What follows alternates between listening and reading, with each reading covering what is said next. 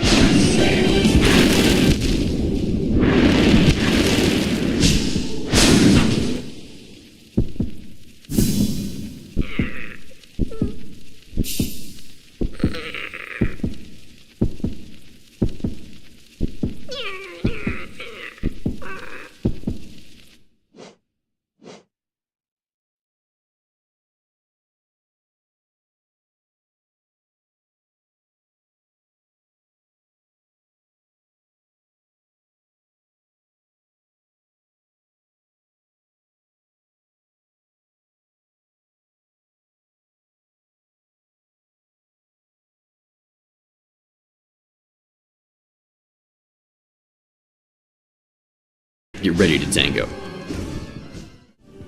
So on to the fight. What can Grimm actually do?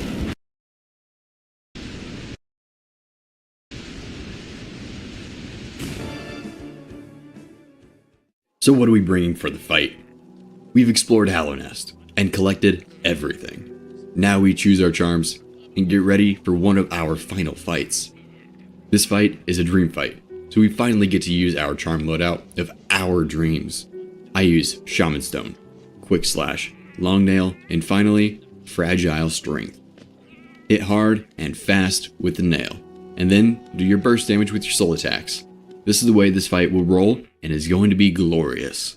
The first time you fight in KG, you will be forced to wear the Grimchild charm.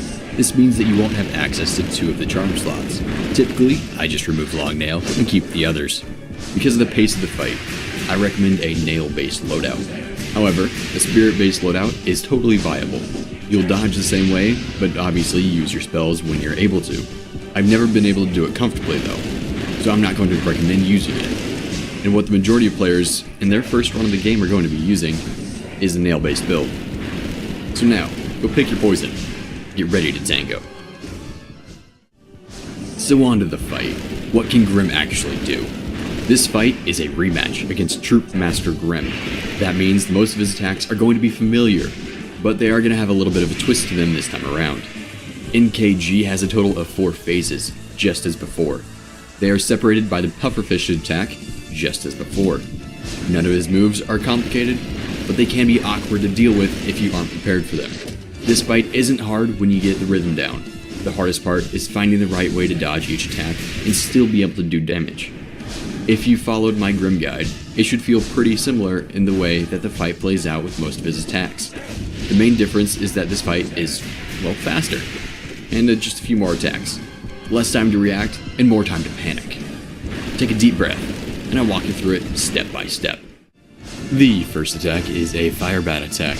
Grimm will send 4 Fire Bats at the Knight, alternating between high and low. If the Knight gets too close to Grimm when he is doing this attack, he will retreat to another part of the arena and send another Fire Bat towards the Knight. The easiest way to dodge this attack is to wait until the first Fire Bat is almost above you. Do a single jump while moving forward, and then dash. This allows the Knight to pass over both of the bats on the ground while not having to worry about either of the bats in the air. This lets you get in 3 nail swings every cycle if you do it properly. This timing also doesn't make NKG retreat and send his final set of Fire Bats at you. If you do trigger them, just jump and dash to the middle of them, and you may be able to get a hit or 2 if you're lucky. His second attack comes as a dive dash. He teleports into the air and then drills towards the Knight. After landing, he dashes towards the Knight once again, exactly as he did before. But this time, the twist is that there's a trail of fire following behind him, both during the dive and the dash. We are going to do the dodge the exact same ways I recommended for the first fight. So to dodge, just dash or simply walk away on the ground to avoid the drill. And then after he lands, jump over him as he dashes. You can either jump and dash away, or you can pogo his head and then dash away. I would not recommend chasing him, as there's a good chance that you will fall into the fire and come out a grumpier person. The dash uppercut is his third attack, the exact same as before, no twist.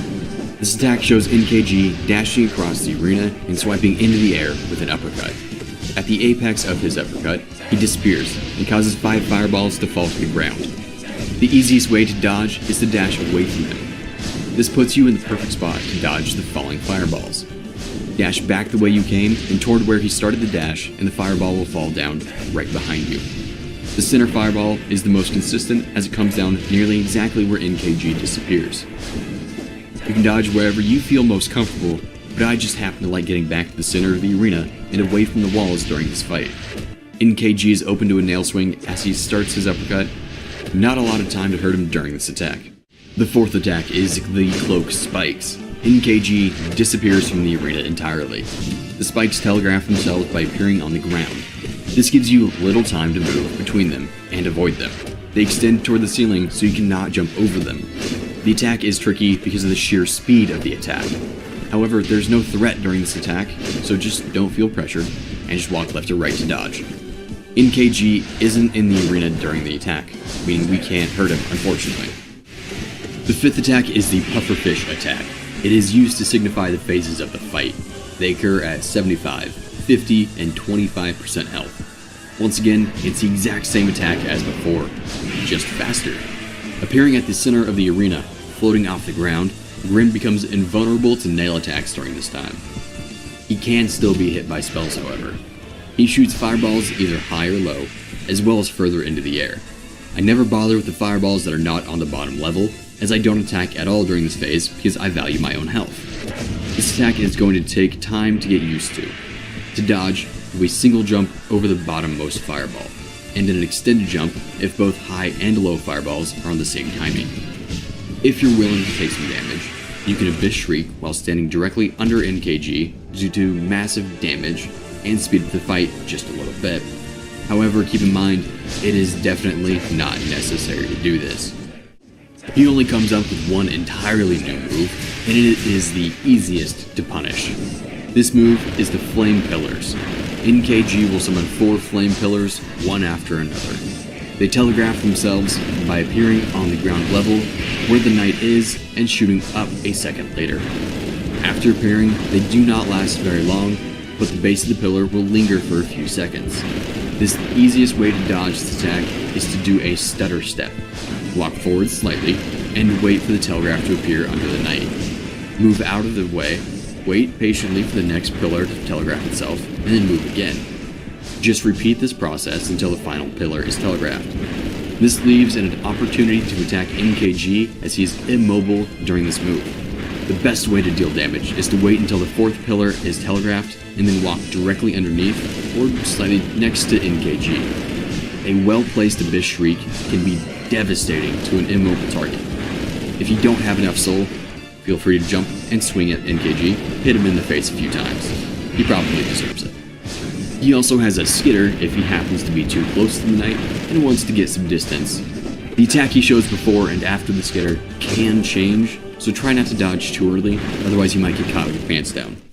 If the worst happens and we do get hit, when can we heal during the fight? Healing in this fight can be tricky.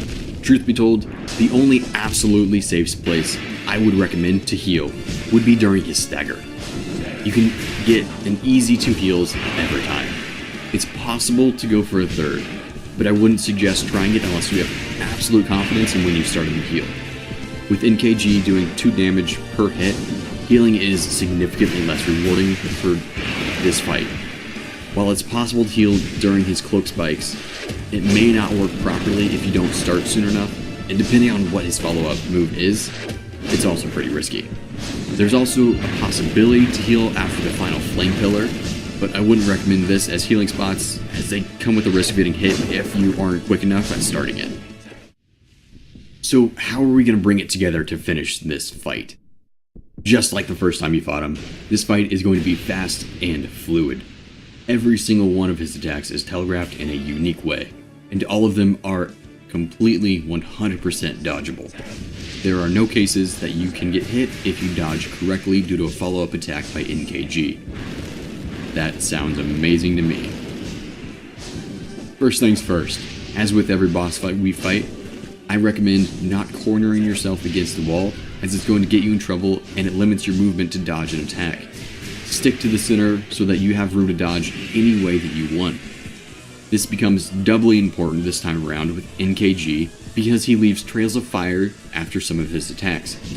This can limit your movement a certain direction, and if you're already in a corner, that one's gonna hurt. This time around with 2 damage, I wouldn't recommend doing an Abyss Shriek during his Pufferfish attack, as it can get you in a lot of trouble very quickly because you're probably going to get hit multiple times. We already get an Abyss Shriek in during the Flame Pillars, so there's no real reason to do one now. Just wait for the Flame Pillars. It's a million times easier, and you'll save a lot more health. Also of note, during the Pufferfish attack, you'll notice that I go left and right as I go up and down. I tend to go away from the fireballs as they come towards me so I don't accidentally jump into them while dodging, and then go towards them so I don't fall on them and touch the ground as soon as possible to be ready for the next wave. This is more important in an NKG fight because it's faster, and those fireballs will 100% catch you. Guarantee it. It still happens to me. Don't worry about it. And in a similar manner to most other bosses in the game, try not to jump around needlessly. While you can do the entire fight without doing a single double jump, which would be kind of impressive, I'm not gonna lie, I suggest you don't panic jump, because that leads you to a world of hurt, leaving you in the air and just open for a lot more attacks than you should be. So just take a deep breath and try not to jump too much.